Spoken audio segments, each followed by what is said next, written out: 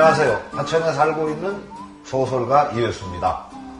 모쪼록 국민의 눈, 국민의 귀, 국민의 입이 되어 대한민국 민주주의의 초석이 되시기를 간절히 소망합니다. 권력, 자본가, 사주가 아닌 국민이 주인인 방송, 국민TV. 조합원이 돼서 국민TV의 주인이 돼주세요.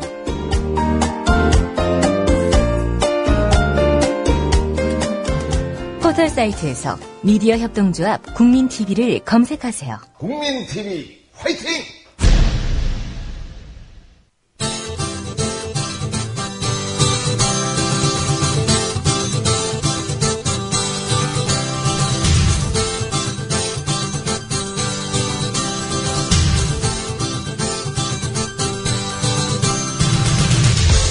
투박하지만 정직하다.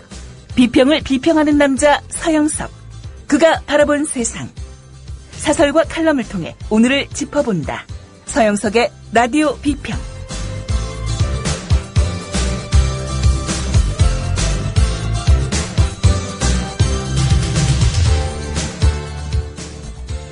안녕하십니까, 서영석입니다. 오늘은 6월 10일입니다. 육시방쟁. 1987년이니까 지금부터 무려 25년, 6, 7년 가까이 흘렀네요. 그때 태어난 아이들도 이제 취직할 나이가 됐습니다.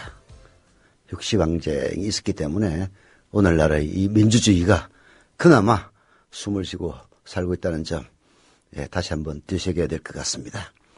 뉴 또라이인지 뉴 라이트인지 이 인간들은 그 친일 이런 거 좀 그만하고 육시방쟁에 대해서 연구 좀 하세요. 자, 오늘의 라디오 비평 시작합니다.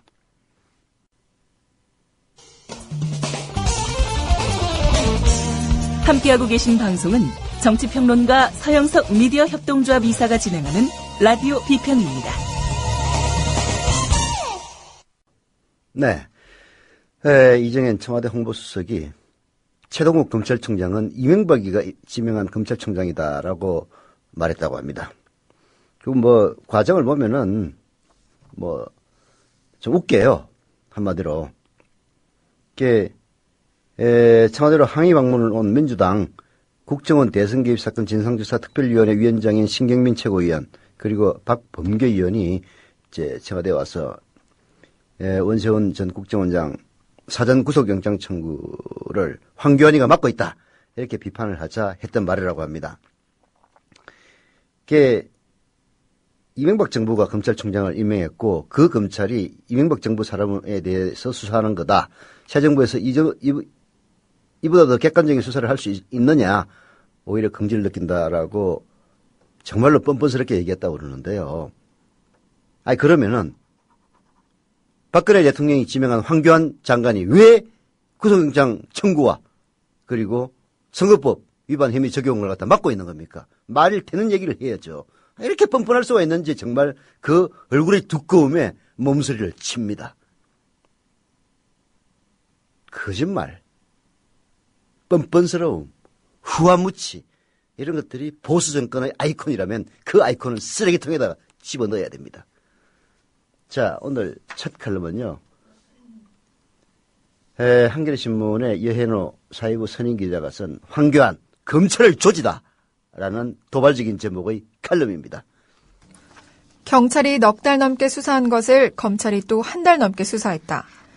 샅샅이 뒤진 자리를 다시 이잡듯이 훑다 보니 3주쯤 지나자 더 수사할 것도 없었다고 한다.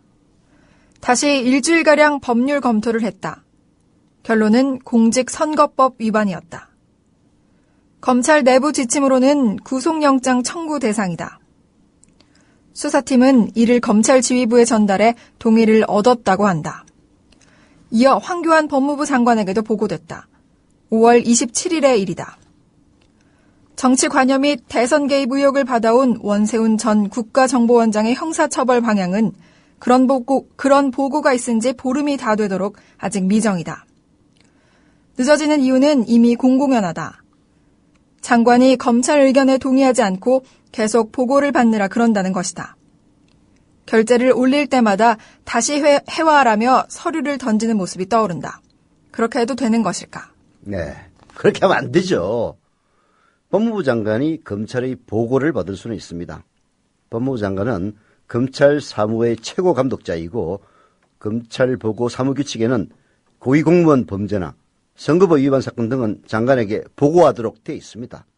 장관은 나아가 지휘도 할 수 있습니다. 하지만 제한이 있죠. 검찰청법에는요. 법무부 장관이 일반적으로 검사를 지휘 감독하지만 구체적인 사건에 대해서는 검찰총장만을 지휘 감독한다. 이게 복잡하게 되어 있는데 쉽게 얘기해서 법무부 장관이 뭐 좀 간섭하고 싶은 게 있으면은 일선 검사들한테 일일이 전화를 걸면 압력 아닙니까? 그래서 그 못하도록 막아놓은 거예요. 하고 싶으면은 검찰총장한테 얘기하라. 그런 얘기입니다. 그리고 이 검찰총장에게 얘기하는 거야. 이거 지금 바꾸자는 게 바로 그거예요. 서면으로만 하자. 문서로 반드시 지휘를 하라 이런 얘기예요. 문서로 지휘를 해야만이 책임 소재가 분명해집니다. 지금은요. 검찰총장을 불러가지고 법무부 장관이 이거 안 돼! 라고 말로 얘기하면은 어떤 그런 압력에 대해서도 우리가 알 수도 없고 그야말로 검찰총장이 외부에 발설하지 않는 이상은 도저히 알 수가 없는 거예요. 지금 황교안이가 그렇게 하고 있다는 사실이 왜 밝혀졌느냐? 일선 검사들이 들고 일어나서 그런 거죠. 구속해야 된다. 이거는 선거법 위반이다. 이렇게 얘기를 하고 있는데 법무장한테 맡겨가지고 영장 청구에 대한 말하자면은 재가가 안 내려오니까 얘기가 밖으로 나온 것 아닙니까? 예. 이 사태는 그야말로, 참, 한마디로 골 때리는 일입니다. 이런 일에 대해서 이정현 청와대 홍보수석, 박근혜 대통령의 복심이라고 하는, 청와대 홍보수석이 이명박이가 임명한 검찰총장이 이명박이가 임명한 원시원을 수사하고 있는데 이보다 더 공정한 게 어디 있느냐? 자긍심을 느낀다. 이런 얘기를 했다는데요. 진짜 그 자긍심 진짜 싸구려입니다. 싸구려. 아니 그렇다면은 황교안이가 왜 그러면은 재가를 안 하는 거예요? 이명박이가 임명한 검찰총장이 이명박이가 임명한 원시원을 수사하는데 구속이 되면 어떻고 선거법 위반이면 어때? 어떻게 그 입이 뚫린 입이라고 그렇게 논리가 앞뒤 완전 제로인 그런 이야기를 하고 자빠졌어. 권력이 법무부 장관을 통해서 검찰권에 개입하는 것을 정당화하려고 지휘권 만든 거 아닙니다. 검사는 공익의 대표자로서 정치적 중립 의무가 있고요.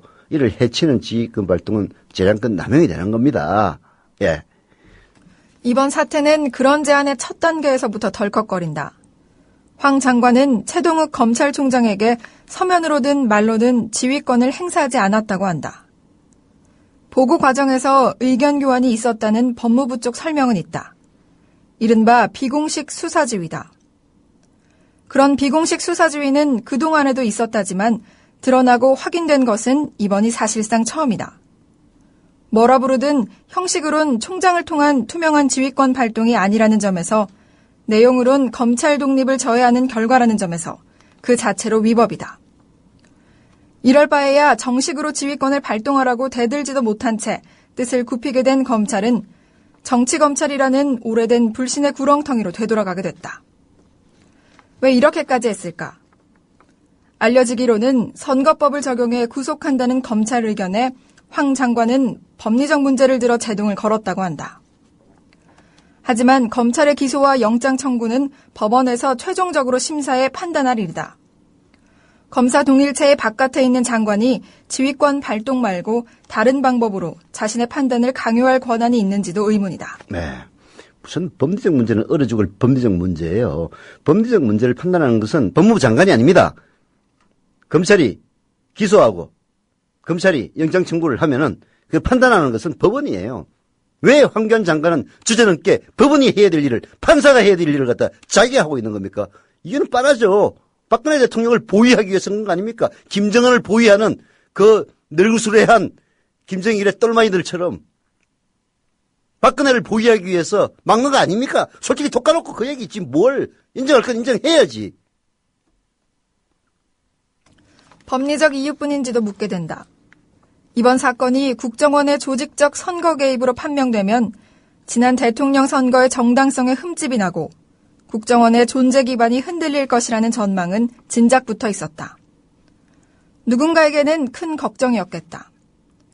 황 장관의 비공식 수사 지휘가 그런 걱정에서 비롯됐다면 정치적 이유로 수사를 왜곡하고 검찰을 위태롭게 만든 것이 된다. 검찰개혁의 필요성은 이로써 한층 더 분명해졌지만 망가진 검찰의 회복은 요원하다. 유신시대를 비판한 1970년대 정을병의 소설 육조지에는 호되게 남을 때리다와 이를 망치다라는 뜻이 함께 담긴 조지다라는 말이 나온다. 그 말 뜻 그대로 황 장관은 검찰을 뭉개조졌다. 참나. 아이고, 검찰도 참 불쌍합니다. 오늘 보니까요, 조선일보와 중앙일보 사설에서 검찰을 호되게 조져놨더라고요. 말 그대로. 검찰은 조직규모를 당해도 마땅한 존재입니다. 이명박 검찰, 진짜 이건 수준 이하도 이런 개망나니 검찰이 따로 없었죠. 아니, 세상에, 마구잡이로 기소해가지고 징역형까지 혹은 벌금형을 때렸는데 다 무죄방망이 되는 그런 엉터리 검사를 갖다 승진시킨 게 바로 이명박이 아닙니까?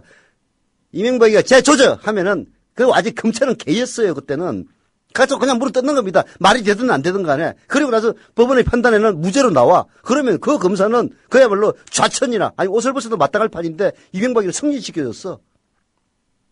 그런 검찰 황골탈퇴해야 됩니다. 그러나 거기에 편성하고 그게 맞장구 쳤던 조선일보하고 중앙일보가 그딴 소리를 할 자격은 없는 거죠. 오히려 저는 이런 식으로 검찰개혁의 소리를 높이 외치는 보수신문의 이면에는 박근혜를 보위하려는 황교안을 옹호하기 위해서 검찰에게 겁주는 것이 아니냐라는 생각이 먼저 듭니다.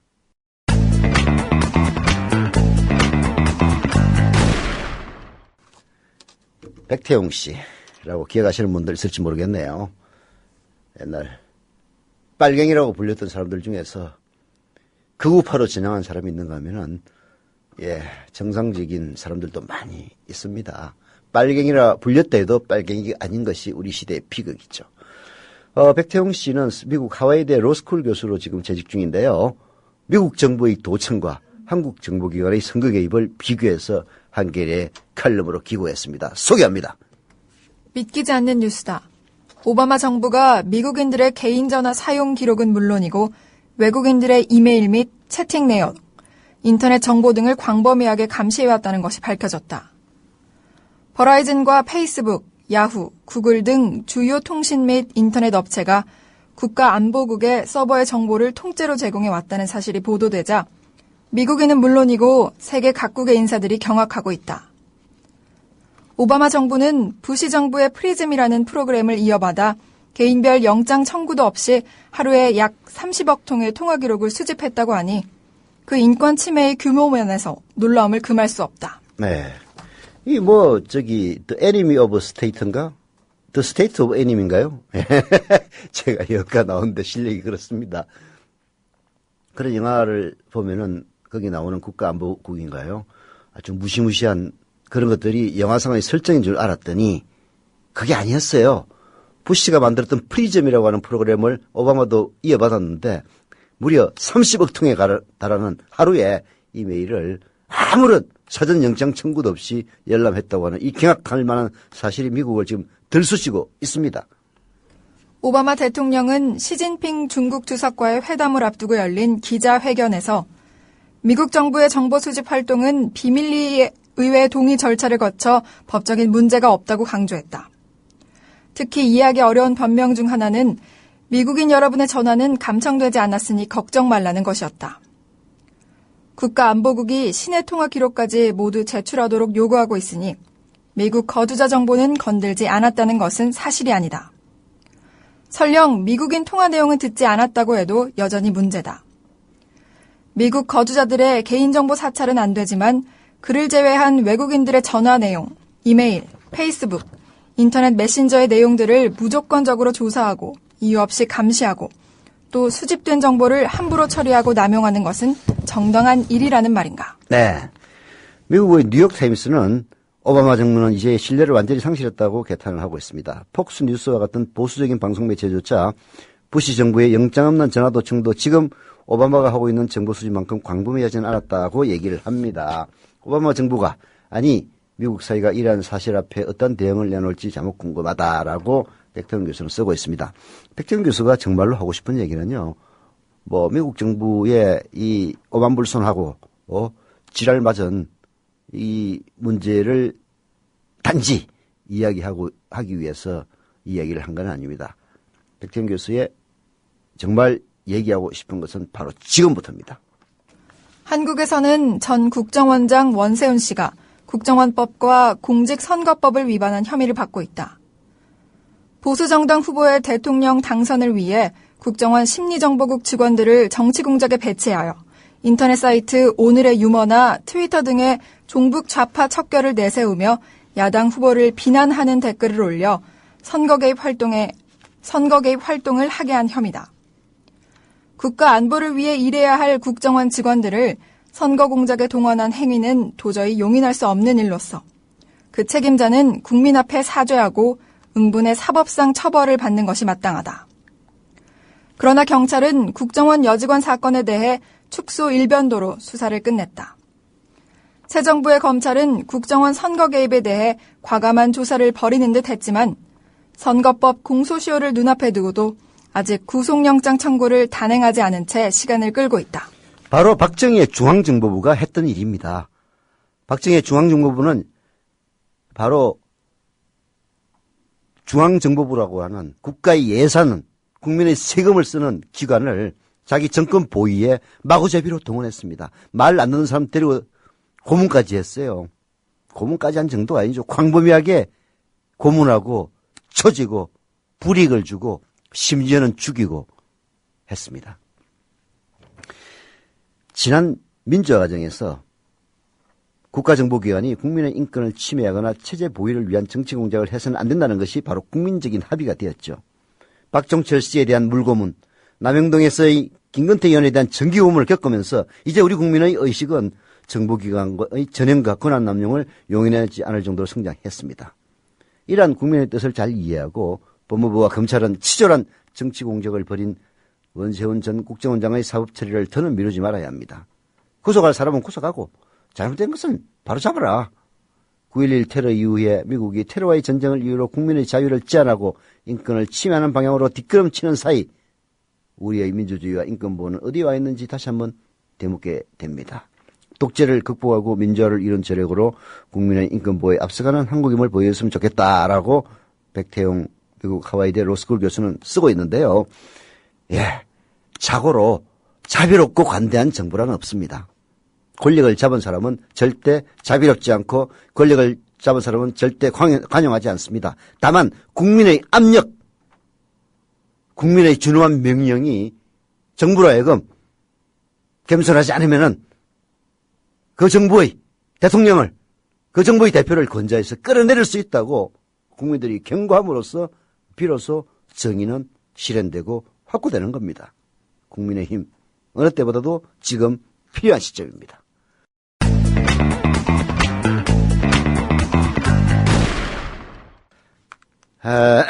요즘 남북관계를 보면서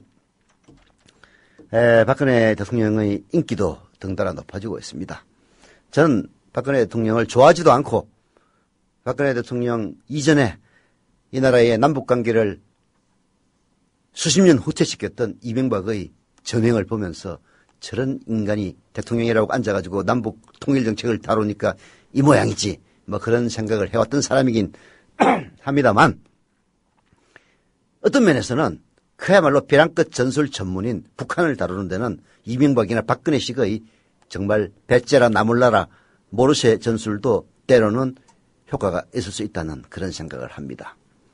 김대중 노무현 정부의 10년은 북한에 대한 선의를 갖고 있는 10년이었습니다. 그러나 북한은 그 선의를 꼭 선의로만 받아들이지는 않았죠. 때로는 악함이 필요하다는 것이 인간 세상이라는 점이 참으로 저를 서글프게 합니다. 자, 박근혜 정부 좋을 때 잘하세요. 지금 하고 있는 꾸락선의를 그 속속들이 보면은 꼭 그렇지만은 않습니다. 경향신문에 지금 북한에 감노릇을 할 땐가라는 정치부장의 칼럼을 소개해 드립니다. 남북의 대표가 9일 드디어 판문점에서 협상 테이블에 마주 앉았다. 남북 당국자들이 공식 대화에 나선 것은 2년 4개월 만이지만 군사당국 간 회담이 아닌 남북 당국자 회담이 판문점에서 열린 것은 13년 만이었다. 즐거운 일이 별반 없어서인지 회담에 거는 기대가 도처에서 느껴진다. 야권도 모처럼 정부를 칭찬하고 나섰고 지난주 취임 100일을 맞아 남북 관계에서 가장 높은 점수를 받은 박근혜 대통령의 주가는 한껏 탄력을 받고 있다. 장관급 회담을 사흘 앞두고 그 첫 단추를 끼우는 이날 실무 접촉이 무난하게 진행된 것은 퍽 다행스럽다. 이대로 쭉 갔으면 하는 마음이 간절하다. 그런데 이번 회담을 위한 준비 과정을 보면서 걱정스러운 게 있다. 정부 당국이 지나치게 회담의 모양새에 집착하고 있다는 것이다. 어떻게든 북한의 기선을 빼앗기지 않겠다는 태도가 역력하다. 꼭 남한만의 문제는 아니었지만 지난 7일 하루 만에 남북 간의 제의와 역제의가 3번 오갔다.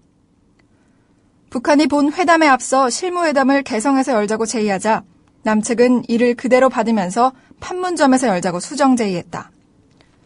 전날에 북한의 대화 제의에 남측이 장관급 회담을 역제의한 것을 합치면 이틀 사이에 5번의 줄다리기가 있었다. 예, 물론 밀고 당기기는 협상에서 늘 있는 일이 있죠. 회담 장소와 성격을 둘러싼 줄다리기가 무조건적인 우기기만은 아니고요. 조금씩 진전된 내용을 주고받은 것이어서 걱정한 일은 아니다. 이런 분석도 있긴 한데 장소 하나를 놓고서까지 신경전을 벌이는 것은 뒷맛이 개운치 않다라고 경향신문의 정치부장 이름이 뭐죠? 이중건 정치부장이 지적을 하고 있네요. 북한이 애초부터 회담 장소와 시간은 남측이 알아서 결정하면 된다고 했으니 의견을 내놓을 기제는 못 됩니다. 그렇다고 해서 약점이라도 잡은 듯 북한이 회담 장소를 개성으로 제의를 하자 곧바로 판문점으로 그것도 남쪽 지역인 평화의 집으로 수정제의한 것은 대단히 인색한 처사였습니다. 아니 뭐 그냥 개성에서 하자면 개성 가서 하면 되지.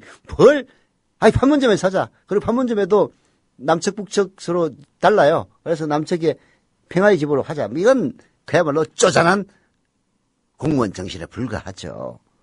당국은 장관급 회담까지 시간이 촉박하고 통행의 편의를 고려했다고 명분을 제시했지만 공식합니다. 지난 10년 넘게 군사당국 회담을 제외하고는 개성에서 실무회담을 진행한 것과는 배치됩니다. 왜 우리가 개성에서 회담을 했겠습니까? 큰 형님으로서 정말로 말 안 듣고 말썽 부리고 집안에서 독재하는 아우를 어떻게든 좀 개심시켜서 그 동네 그 집안 식구들도 좀 잘 살게 하고 동네 평판도 좀 나아지게 만들어보려는 그런 형님의 배려 아니겠습니까? 지금 박근혜 정부의 통일부 직원들은 동생에게 그 아래 동생이 하는 짓거리를 하고 있는 겁니다. 사실 북한이 대화의 장으로 나온 것도 궁여지책입니다. 어떤 이유를 갖다 붙여도 북한이 더 이상 버티기 어려운 지경에 이르렀다는 근본적인 조건에는 변함이 있을 수 없다는 얘기입니다. 이런 북한을 상대로 남한이 회담 초기부터 조그만한 것 하나 손해보지 않겠다고 따지는 게 과연 바른직하냐 이런 얘기죠. 한 북한 전문가는 남북이 주고받는 과정을 보면서 실망감을 드러내며 이번 회담에 대한 정부의 의지가 크지 않은 것 같다라고 말했다고 합니다. 제가 걱정하는 것도 바로 그거예요. 박근혜 정부가 모처럼 북한의 자기가 잘해서 그리 됐건 아니면 주변 환경이 좋아서 그리 됐건 북한을 길들여 놨는데 이걸 또 완전히 그냥 노예 취급해가지고 그야말로 다 된 밥에 똥 싸는 게 아니냐 이런 걱정 도처에서 하고 있습니다. 협상에 능한 북한을 민족적 감정으로만 대할 수는 없다. 하지만 북한의 전략에 휘둘리지 않겠다는 점을 고려해도 현 정부 당국자들은 지나치게 엄격한 상호주의를 견지하고 있다. 북한에 끌려다닐 수 없다는 당국자들의 말들이 계속 들려온다. 김대중 대통령의 대북 지원을 퍼주기라고 공격한 한나라당의 유전자가 고스란히 묻어난다. 모처럼 대화에 나선 북한에 기계적인 상호주의를 적용하면 이명박 정부 때와 하등 다를 게 없다. 북한 조기 붕괴론이니 흡수 통일이니 하는 자극적 언사를 남발하지 않는 것 정도가 차이다. 판을 깨려는 건 아니지만 모처럼 찾아온 기회의 소중함을 간과하고 있다는 느낌을 지울 수 없다. 뿐만 아닙니다. 더욱 걱정스러운 건요. 보수 일각에서 이번 북한의 대화 제의를 박근혜의 냉정한 대응의 성과라 물로 본다는 점입니다. 물론 그런 측면이 없지는 않죠. 박근혜의 대북 대응 기조가 회담 제의에 기여한 것은 사실이다.